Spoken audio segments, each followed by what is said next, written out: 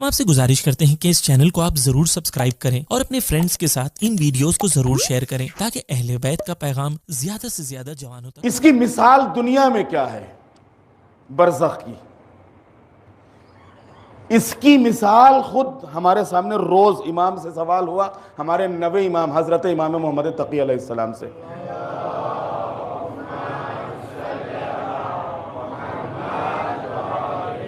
امام سے سوال ہوا کہ مولا یہ جو کہا جاتا ہے کہ انسان مرے گا زندہ ہوگا، مرے گا زندہ ہوگا، یہ کیا چیز ہے، کیسے آخر یہ؟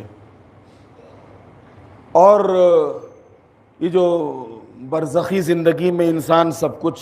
استعمال کرے گا اور سب کچھ کھائے گا پیے گا اور اس کے اوپر جو کچھ سختیاں تکلیفیں ہوں گی اس کو بھی محسوس کرے گا، آیا دنیا میں اس کی کوئی مثال ہے؟ امام نے فرمایا کہ دنیا میں روز تمہاری زندگی میں مثال ہے، کتنی مرتبہ تم مرتے ہو جیتے ہو، جیتے ہو مرتے ہو۔ کہ مولا وہ کیسے؟ کہ سوتے ہو کہ نہیں سوتے ہو؟ کہاں؟ کہ سوتے ہو تو جگاتا کون ہے تم کو؟ سوتے رہتے، جب سوئے تھے تو سوتے رہتے، جگایا کس نے تم کو؟ اچھا اگر جاگے تھے تو جاگتے رہو، یہ سلایا کس نے تم کو؟ کہ یہ موت اور زندگی اور موت کی مثال ہے دنیا میں، جو نہ جانے کتنی مرتبہ تم کو اسی دنیا میں جاگتے ہو سوتے ہو، سوتے ہو جاگتے ہو، یہ سوتے اور جاگتے نہیں، مرتے ہو زندہ ہوتے ہو، زندہ ہوتے ہو مرتے ہو، یہ سامنے کی مثال ہے بالکل، ورنہ جاگے تھے جاگتے رہتے، سوئے تھے سوئے رہتے۔ برزخ کیا ہے؟ امام نے فرمایا جس طریقے سے تم دنیا میں جب سوتے ہو تو خواب دیکھتے ہو، یہ جب خواب انسان دیکھتا ہے تو انسان خود روایتوں میں ہے،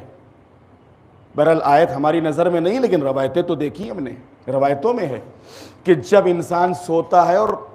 تو اس کی روح جو ہوتی ہے وہ ایک جسم لطیف اختیار کر لیتی ہے، اگرچہ اس کا جسم بستر پہ پڑا ہوتا ہے لیکن جب وہ خواب دیکھتا ہے تو جسم لطیف میں ہوتا ہے، اور اس کی وجہ سے کبھی وہ ہوائی جہاز میں اڑ رہا ہے تو کبھی سمندروں کی گہرائیوں میں تیر رہا ہے تو کبھی کچھ اچھی اچھی چیزیں کھا رہا ہے، کبھی کچھ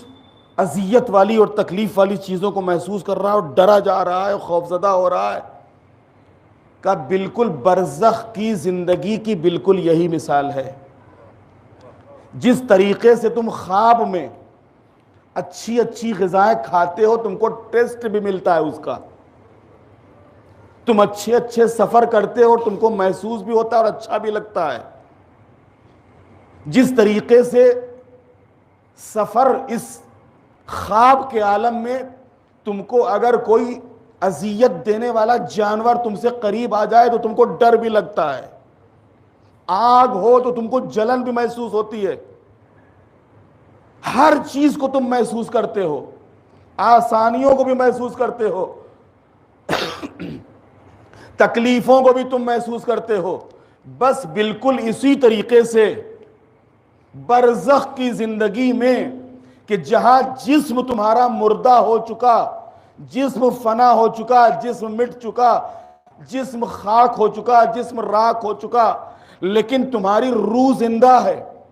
اب اگر تمہارا ایمان عقیدہ عمل اچھا ہے تو اس برزخی زندگی میں جو نعمتیں تم کو ملیں گی اس کا تم کو مزہ ملے گا، اس سے تم فائدہ اٹھا سکو گے، اور اگر ایمان صحیح نہیں رہا، عقیدہ صحیح نہیں رہا، عمل صحیح نہیں رہا اور دنیا سے رخصت ہو گئے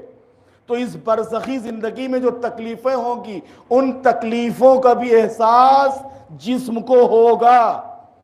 ایسے ہی جیسے خواب میں تکلیفوں کا احساس ہوتا ہے۔ ایک صلوات بھیج دے محمد والے محمد۔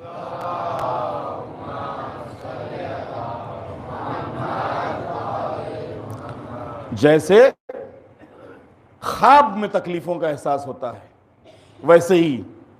اس دنیا سے جانے کے بعد برزخی زندگی میں بھی تم کو تکلیفوں کا احساس ہوگا۔ لہذا برزخ کی زندگی جو ہے